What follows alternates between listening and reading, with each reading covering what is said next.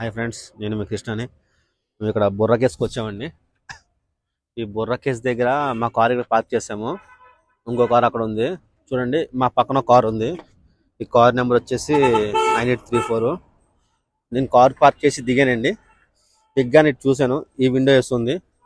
ఈ విండో వేస్తే చూసారా, లోపల లగేజ్ కూడా ఉందండి.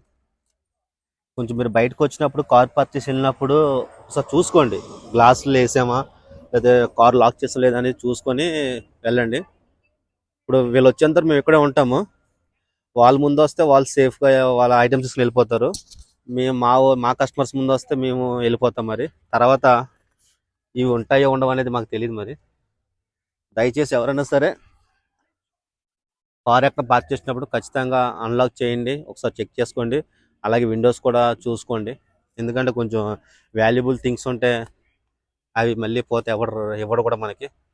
So be careful.